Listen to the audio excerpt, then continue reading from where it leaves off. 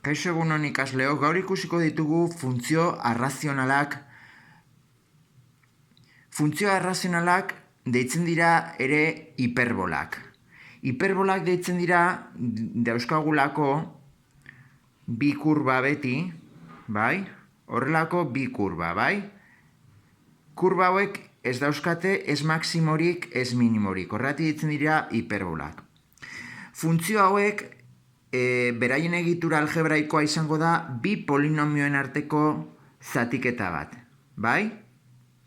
Hau da, px eta qx polinomioak izango dira bi polinomio lehenengo mailakoak, bigarren mailakoak edo nahi dituzuenak, bai? Orduan, normalan erabiltzen da lehenengo eta bigarren mailako polinomioak, Orduan, ikusten badugu adibide honetan ditugu bi polinomio. Alde batetik bi isaken bost goian eta bi isaken bat behian, bai? Egin behar deguna da, zatiketa bi isaken bost, zati isaken batekin, bai? Edozein bi polinomio izan da, gauza bera egin beharko genuke, bai? Zatiketa bat. Hau da, bi isa, zati isa da bi. Hau da, bi bider isa da bi isa, aldatuz minus bi isa. Eta gero, bi bider minus ba da minus bi, aldatuz zeinua plus bi. Kentzen ditugu isak eta hemen ateratzen da minus iru. Beraz, zatiketa honen beste adierazpen bat izango da bi, bai, zatidura eta egin behar dugu hau, zati hau. Minus iru, zati isaken bat, bai? Orduan, egitura hau izanik, jakin dezakegu zenbaki hau izango dela asintota horizontala, edo iberdin bi lerro horizontala, bai? Zer esan nahi du asintota honek? Kurba honek inoiz ez duela ukituko zuzen hori. Hau da, balioak inoiz ez dira izango bi, bai? Zenbaki honek adierazten du. Bestalde, behian daukagu isaken bat. Bueno, ken bat. Hau da, kontrako zeinua duena izango da asintota vertikala, isa berdin bat, bai? Ikusten dezute hemen, isa bat astizan egiten dugula vertikal bat. Beraz, horrela mugatu egiten dugu funtzioa, hau da, nun irudikatu behar dugun funtzioa. Zein ere mutan, bai? Zeinu honek esango digu hiperbola zein kuadrantetan egongo diren. Hau da, asintota hauek mugatzen dituzte lau eskualde, bai? Ikusten dezute. Negatiboa baldin bada, esan nahi du funtzio hori irudikatuta egongo dela kuadrante diagonaletan. Kasu honetan negatiboa denez, izango dira diagonal honetan. Hau da, bigarren kuadrantean eta laugarren kuadrantean, bai? Zeinu hau izango balitz positiboa, orduan egongo lirateke lehenengoan eta hirugarrenean, bai? Hori da lehenengo gauza. Ondoren, egin behar dena, behin mugatu dugula, eskualdeak mugatu ditugula, orain, egin behar duguna da bakarrik balio taula bat egin. Orduan, balio taulan ze zenbaki hartuko ditugu? Zenbaki oso luze bat, negatiboan, adibidez, kasu hartu dut minus bi, bai, datuak errasteko, ordezkatzen badezut eman, bi bider minus bi da minus lau, minus bost, minus bederatzi, eta behian minus bi eta minus ba da minus iru, minus bederatzi zati minus iru da iru, bai? Gero hartuko dugu beste puntu bat adibidez hemen, zeroa adibidez, ikusteko nun ebakitzen duen, ardatza 0, orduan ateratzen da i bost, bai? Hau da, 0, bost. Ja ikusten dugunez, kurba izango da horrela, bai? Bakarrik egin behar duguna da luzatu adar hauek, onaino, asintota ukitu gabe, bai? Limite horiek pasa gabe, Nahi badugu ikusi zenbat balio duen asintotetik oso gertu dagoen balio bat, konprobatu dezakegu. Hartu adibidez batetik eskerretik adibidez 0,9 eta ordezkatu funtzioan. Zenbaki bat oso handia aterako zaizue, bai?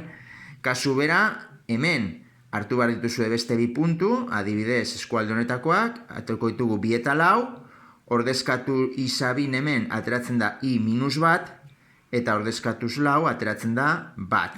Orduan, 2 minus bat puntua dago hemen, eta 4 bat puntua dago hemen. Egin behar dezuten gauza bakarra da, hortik bi puntu egite pasatzen den kurba hori marraztu. Bai?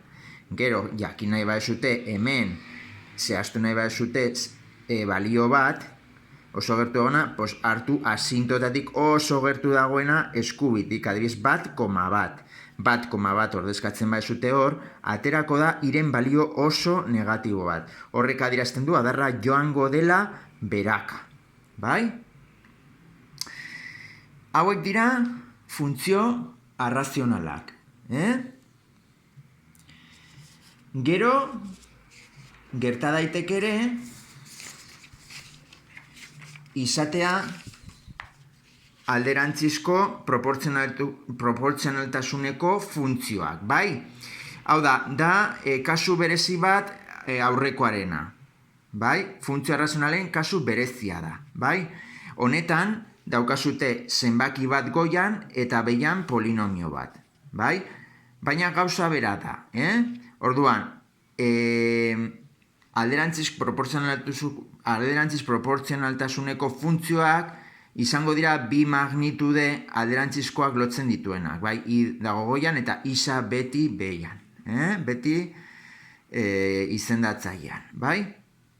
Orduan, hemen ikusten dugu, k, hau da, zenbakia baldin bada positiboa, egongo da lehenengo eta hirugarren kuadrantean, bai? Baldin bada k negatiboa, orduan egongo da bigarren eta laugarren kuadrantetan. Beste guztia berdina da, bai? Zein asintota izango du horizontala, i berdin 0 asintota, bai? Ez dago konstanterik hemen, bai? Aurrean, bai? Orduan, izango litzateke asintota horizontala beti hor.